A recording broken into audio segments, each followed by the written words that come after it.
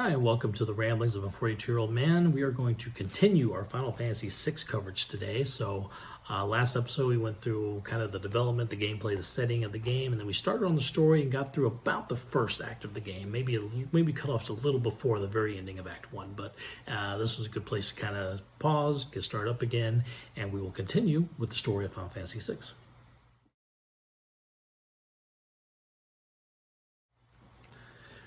So on our last video, we kind of finished with all the three separate scenarios that we had to go through, and we all met back up again at the city of Narsh, kind of where we began the game to begin with. So we are reunited. We have a ton of characters now. I think we have about 7 characters, I think, at this point. Let's see, we have Terra, we have Edgar, we have Locke, we have Celes, we have Sabin, we have Cyan, and we have Gao. So yeah, we got a pretty solid amount of characters going there. So what we end up having is, I think I mentioned very early on when Locke was meeting Terra, we got some help from some Moogles. And there's a bit of a game mechanic where you controlled 3 different groups of characters, including kind of Locke's character and then like 2 groups of Moogles as well. And you had to kind of go back and forth between the 3 characters to defend this area from oncoming enemies. We have another thing. This is very similar to that now, where we're protecting the Esper that's behind us from the Empire's forces. So we divide our 7 characters into 3 groups, and you can divide however you want to. If you want to have like a 4-person group and then the other 3 split off, or if you want to do 2, 2, and 3, however you want to, it's up to you. And you can choose which characters are together, which is kind of neat. So you could have Celes with Edgar, or you can have Edgar with Sabin, or you can have all 3 of them together. Or you can make like one super group where you have your 4 strongest ones just going and running and trying to get to all the enemies as they can. But the whole point is to defend from all these people coming up to try to get to the Esper. Eventually, you'll get through all of the soldiers, and you go down to the bottom of the screen, and Kefka will be there. So you'll fight Kefka for the first time in this game. It will not be the last time. But you'll be able to defeat him, force the Empire's troops back out of Narsh, and go check out this Esper. It's the same Esper that we saw at the very beginning of the game. And again, Terra has some sort of a connection to it. All of a sudden, she starts glowing like this white purplish, like her body changes. She looks like almost like somebody says she looks like an Esper is what they say. Evidently, she loses control of herself and she flies off into the air screaming and just starts taking off across the world. And we're almost all blown off the mountain. We all kind of recover, come back together and say, hey, we need to go see if we can catch and find Terra, because we really do need her help if we're going to have any sort of a chance against the Empire. So the rest of the party decides that they're going to kind of follow her path that she flew off in to try to see if they can find her. And here's the first part of the game where you can choose whatever characters you want to bring with. So you got, with Terra now gone, we have 6 characters to choose from. Locke, Celes, Sabin, Edgar, Cyan, and Gao. Pick 4 of those characters, or pick 3, which I'll tell you why shortly. And we start following Terra's path, which at first will bring us to the Castle of Figaro again.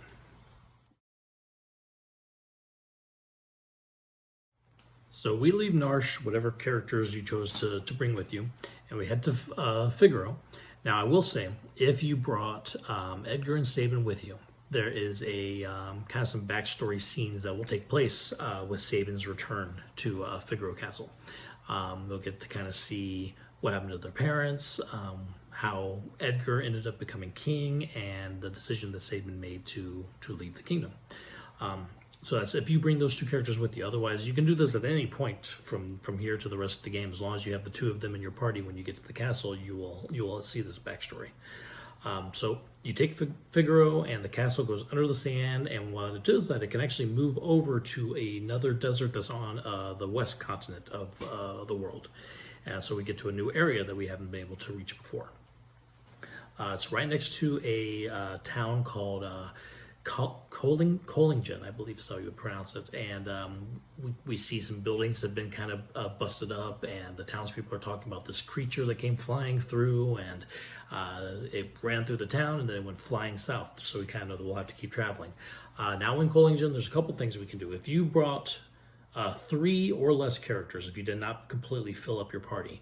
You'll run into Shadow again at the tavern, and he will join you if you have an open slot. If you don't, if you brought 4 characters, he'll say, hey, looks like you got enough people. He doesn't join us. So it's kind of up to you if you want to have Shadow along for this ride or not.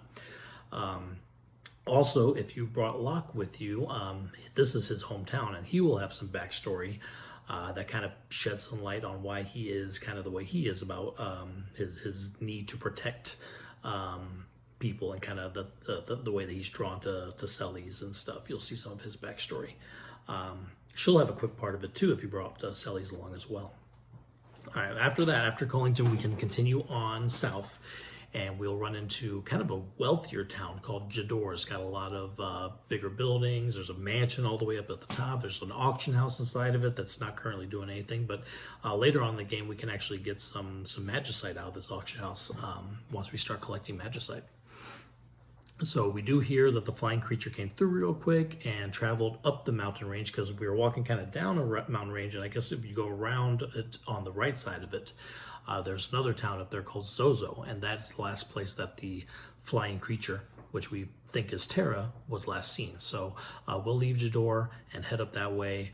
And so we'll get up to Zozo. We go through, and it's kind of it's a town, but it's almost more of a dungeon, because the town is so overrun with criminals and stuff that we're getting attacked all the time. It's kind of random encounters, just like if you were in a dungeon or on a world map. But we'll travel through this town and get through like a back building at the top of one of the buildings where we will find Terra. She's still in that kind of purple form, and we don't really understand what's going on with her, but all of a sudden we hear a voice, and the Esper, Ramu, I'm not quite sure how you pronounce his name. You'd think I played enough games with that summon in it, but you would know. But he shows up, and he kind of explains that Terra is somehow part Esper, and she's locking into these parts of her that she does not know how to control at this point. And says that she'll need some time to understand what's going on. And then he explains that him and a couple of his friends were able to escape from the Empire's Magitech research facility in their capital called Vector, and he asked the party if they would please go save some more of his friends from down there. They might be able to help with Terra as well, uncover some of her the reasons that she's going through what she's going through. And so yeah, we volunteered to go through there.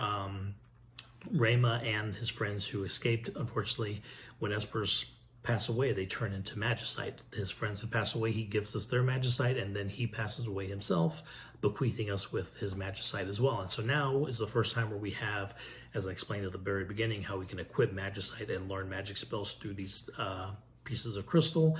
We can also summon the Espers using them as well in battle. And so we'll get the bonus points if you're going up levels. Then you have certain magicite equipped. All that kind of stuff takes place now. And so we are on the way south to try to get away to the Imperial City of Vector. Celes is going to definitely be in the party. She's mandatory in the party because she has knowledge of the inside of the Empire, so she'll be able to help us get in. And Locke is also locked into the party because, again, that kind of connection that he has with Celes and the need to protect her and stuff, carries him along. So we got the two of them, and we can take whatever other 2 characters we want to with us at this point. And then we're going to kind of head on down to try to figure out a way to get the Empire.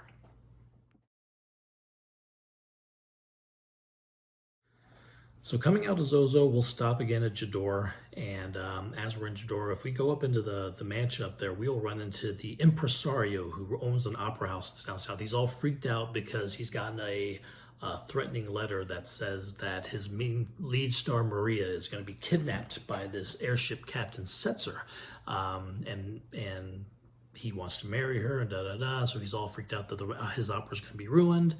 And turns out somehow Celes and this Maria girl look very, very similar. So we kind of need an airship to get to Vector. So we come up with this plan to substitute Celes for Maria, hoping that Setzer will grab her. She'll get the rest of us onto his ship, and we'll take the ship over. It's kind of the big plan. And so we head down to the opera house, and kind of what takes place is one of the best most well-known scenes in all of Final Fantasy, probably in the top 3 of the best Final Fantasy scenes of all time. And that is the opera scene, where Celes has taken the place of Maria and actually performs the opera herself. You have to kind of help her with memorizing some of the lines, so that at certain points in the opera, different lines will pop up and you have to pick which one was the correct line for her to say. And you help her do that. She goes through the opera. Eventually, Ultros, the talking octopus guy, comes again, and he wants to crash the opera. So the rest of our crew, Locke and whoever else we brought with us, goes and fights Ultros, stops him from crashing the opera. Setzer comes and grabs Celes, thinking she's Maria, just like our plan. And Celes is able to bring the rest of us onto his ship, where we talk to Setzer and tell him, why we need his airship, what we're doing, and we pretty much talk him into helping us. And so he's going to fly us over to Vector and land near there, and we'll be able to go and infiltrate the Magitech research facility and go try to get some more magicite out of everything and save, hopefully try to save some Espers.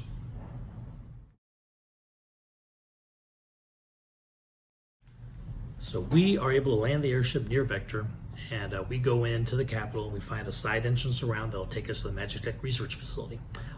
As we go through, we uncover, we actually see Kefka, who has a couple of Espers that he's drained the magic power out of, and so he kind of tosses away into the trash. And so we go down to help the Espers, and we're too late to help them escape, but they do offer us their magicite to help, try to help all the other Espers that are in their escape as well.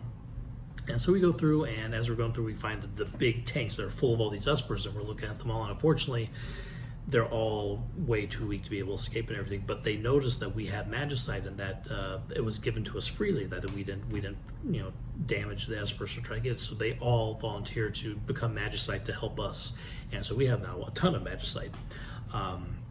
At this point, Sid comes in. Now, Sid is a researcher for the Empire. He also is kind of a surrogate parent to Celes. He has an attachment to her, and he has been kind of second-guessing all the stuff that they're doing with Espers. He really doesn't like how they're treating them and what they're doing, and that they're all dying. And so he has kind of already determined that he wants to talk to the Emperor into stopping this and everything. So right before we're going to try to escape with Sid's help, Kefka shows up, and Kefka notices that when Espers turn into magicite, you can learn magic and stuff out of it. He loves this idea. He wants to get as much magicite as he can, and he tries to tell us that Celes was working for the Empire all along. She's been infiltrating the Returners, and she's really one of the bad guys. And so in order to kind of defend herself and show that she's not that way, she helps the party escape by grabbing Kefka and teleporting him and her out of the area, so we have time to escape. So Sid takes us to a back exit where we can escape the Magitech research facility, and we're able to get back to the airship, escape the Empire's defenses, and we get back to Zozo, where we're able to reunite with Terra, and she's going to start waking up, and we'll find a lot more about her backstory too.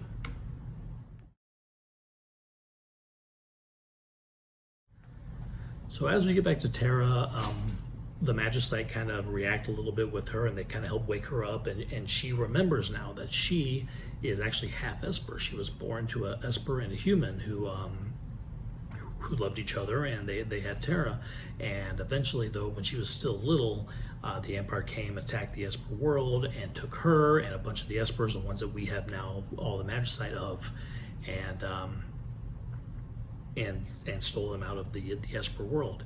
And so Terra is hoping that maybe, since she is half Esper, she can help us go to the Esper world, talk to the Espers, see if we can have kind of some help of what she is and how she is able to continue her life, and also help with the Returners against the Empire as well.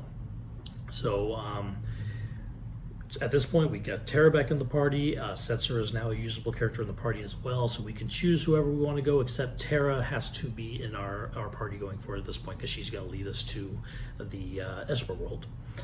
Before we get open that, there's a real quick side quest where we can pick up another character too. If we go back to Narsh and go down into the mountain caves and run into where the Mughals were at, Mog is there, and Mog will now join us, so we can actually have him as part of the team. So Terra, now that she's back, her skill is that she can morph into her Esper form, which makes her magic stronger, her attack stronger, just kind of boost her skills. Setzer has the slot skill that I was talking about earlier, where he'll roll his slots, and depending on how, hopefully if you get lucky and gets like 3 of something in a row, he'll do a good attack. Different kind of things that he can do with those attacks. There's a piece of equipment that you could equip on him that will also change his slot into coin. If anybody remembers Final Fantasy V, that samurai skill where you could toss your coin at enemies, that's what this is. So you'd be able to do that as well with him. And then Mohawk dances. It's kind of a carryover of the Bard ability more than anything, but what's kind of nice is depending on where you are at, the environment that you're in. If you're on like a grasslands, he'll have a specific dance for that area, and the dance will do either an attack or a heal skill or some sort of skill based on the area. He'll have one for mountain areas, he'll have one for wooded areas, he'll have one for icy areas. So depending on the environment, he will do different dances. And you'll learn those dances by fighting with him in any of those environments. So if you get into a battle, you have Mog in the team, and you're on like an icy land, he'll learn whatever his ice dance is, and you'll be able to utilize that. So now that we have kind of our whole crew together, as long as we have Terra, we can bring whoever else we want to with us. We'll go through kind of this mountain cavern down into a cave, which will take us to the Esper world. And we'll be at the gate to the Espers. All of a sudden, that gate blows open as we get there, and there's Espers are flying out everywhere. They're super angry, and they start flying off to Vector to go try to get their friends back. And we can tell that somehow when they busted out of the Esper world, their powers must have kind of overwhelmed them, because they're not able to really control themselves. They're blasting everything all over the place, and so they pretty much destroy the capital of the empire, which is, you would think, yay for us, but we also have to try to keep them from going crazy and attacking other areas as well. So the Esper gate closes back up again. We leave, and the emperor kind of throws up the white flag, says, hey, we surrender, returners, we need your help to be able to talk to the Espers and fix the mistakes that we made that made them so angry that now they may be able to blow up other places in the world. And he asks if Terra will help kind of talk with the Espers, since she has that half Esper in her. And so Terra and Locke are locked into our party at this point. They're going to go and try to talk the Espers down. And they are in a mountain near the town of Thamasa. And so we're going to head up that way. As we get on the ship that's going to lead that way, we figure that Shadow has also been hired by the Empire to help, so he's going to be part of our party. And Celes is there as well.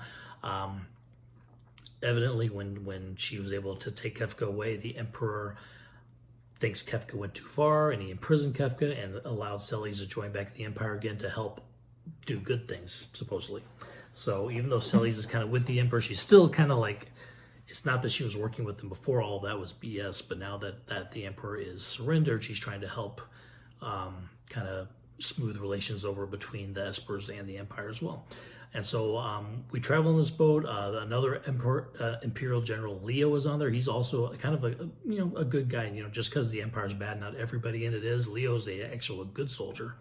And him and Terra have some conversations surrounding like the ability to love, and will Terra ever have that ability and stuff. And Celes and Locke have some scenes together too, where they kind of reaffirm some of their feelings for each other. And anyway, we head up to the town of Thamasa next to try to see if we can find the Espers. So we arrive at Thamasa, and we find 2 new characters. One is Strago and one is Realm. And Strago is pretty much your classic blue mage. If anybody remembers blue mages from Final Fantasy V, if an enemy does a certain kind of spell or magic or attack on you, you can learn that spell. It's kind of similar to like how Gal learned enemy abilities, but this is specifically like enemy magic. That's what Strago can learn. And then Realm paints, which means she can draw enemies, and then you can use that enemy attack on the enemy. So again, it's kind of like Strago has more of the magic, where Realm has more of the attacks of the enemies that she can use. So we arrive, we see them, and they're not really willing to kind of help us with anything that has to do with the Espers until Realm is in a house that catches fire, and we actually go and save her. And then Strago's like, you know what, I'm going to help you since you helped save my daughter, or my granddaughter. I apologize. Realm is his granddaughter. And then we kind of team up with Strago to go through the Esper mountain. There's a mountain range where the Espers are hiding. He's going to lead us to them. And as we kind of go through the mountain, we will, once more, Mr. Ultros pokes his head out and attacks us, the talking octopus that we've run into a few times. And as he does, Realm will show up and draw a picture of the octopus. And once he realizes that he, I guess, kind of has a self seeing himself for the first time in a mirror kind of deal, maybe, he's a little upset by the fact that he's just a talking octopus, and he gets all upset and runs off. But Realm joins us now. Shadow is still somewhere back in Thamasa. He did not come with us during this journey. So now we have Terra, Locke, Strago, and Realm going through.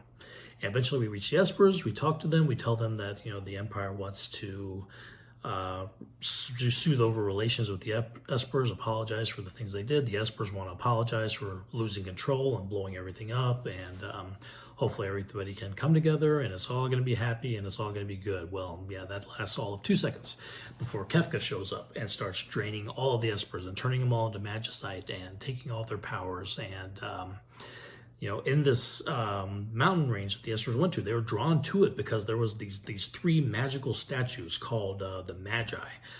These 3 statues are kind of the genesis of magic in the world. And because of that power, and all the magicite that Kefka is able to get, that area is just like, he's really super strong with magic all of a sudden, And General Leo tries to stop him. Kefka kills Leo, and then with the magical power of the statues and all the magicite that he has, Kefka and the Emperor kind of yank that whole mountain range up into the sky to be a floating continent that is going to be our next stop in our travel to try to stop the Empire.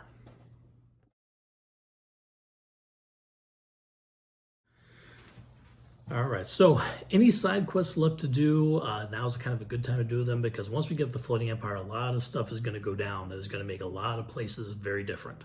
There are a few different side quests in the game to do at this point.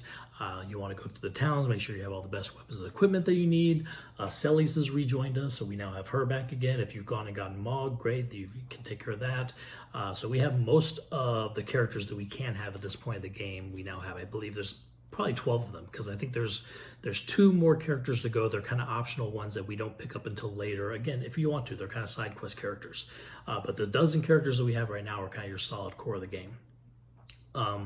So if we've kind of done all the side stuff that we want to do, we want to go ahead and infiltrate the floating continent. So we pick up a party of 3 to go do this. Why 3? We'll see in just a second. So we travel up the floating continent with this party of 3. We get up there and we see Shadow. And Shadow has been betrayed by the Empire, left for dead. He's kind of tucked over, passed out in a corner of the floating continent. That's why we have 3 people. Now Shadow makes 4. He joins us to get revenge on the Empire for leaving him for dead. And so we go through this floating continent, and it's probably the toughest area of the game at this point so far. You have an option eventually if you want to jump back out of the airship and go do some more side quests, you can, but you come back up the floating continent, you go through. Once you get to the end of the floating continent, you'll see the Emperor and Kefka, and the 3 statues are all there, kind of this hub of magic. And we are trying to stop them from doing what they're doing. Celes, if you have her in the party, she'll already be there. If you have not brought her into the party, she'll actually come to the party at this point, specifically to kind of fight against Kefka. Her and Kefka have the kind of this rivalry against each other, and she stabs Kefka with a sword, which takes him off to no one. Doesn't kill him, but it gets him so mad that he starts moving around these statues, which screws up their balance that they have, and all of a sudden this magic power is kind of blowing places up and stuff, and causing magic to just blow up parts of the world. And also, as long as he's standing underneath them, kind of protects him. So the Emperor's like, Kefka, what are you doing? If you destroy the world, we have nothing to rule. So he tries to stop him. But of course, with Kefka now in the middle of these statues and stuff, he is unstoppable. He kills the Emperor, tosses him off of this floating continent. And we have no choice but to run, because we can't battle Kefka at this point either. And so we run off. Shadow is kind of stays behind to keep Kefka from following. Sellies will join our party if she wasn't already part of it. If she was part of it, then we have 3 people instead of 4. Otherwise, she'll fill that slot that Shadow left. We'll run off to the edge of the floating continent, and we have the choice: jump or wait. If you want Shadow to survive the rest of the game, better wait, because if you jump, you will leave Shadow on the floating continent, and he will die. If you wait, eventually, when your kind of timer gets closer down to the end, he will come to the party and be like, okay, let's go, and we'll jump on. So, unfortunately, we were not able to stop Kefka. He's got the magic statues all out of whack, so magic is just shooting everywhere. It's blowing up parts of the world and blows up our airship that we're on. All of our characters go flying off everywhere, and we get this big cinematic scene of the world pretty much on fire. And yeah, we fade to black, and that's the end of the game. No, just kidding. That's the end of this part of the game, though. And so we are going to continue with part 3, but I think we've done enough for part 2 of Final Fantasy VI for now. It's going to be another pretty long video. So we'll continue our next time with what the heck we do now that we lost. We effectively lost to Kefka, and Kefka destroyed the world. What are we going to do next? We'll keep watching, and we'll find out next time. Thank you for listening.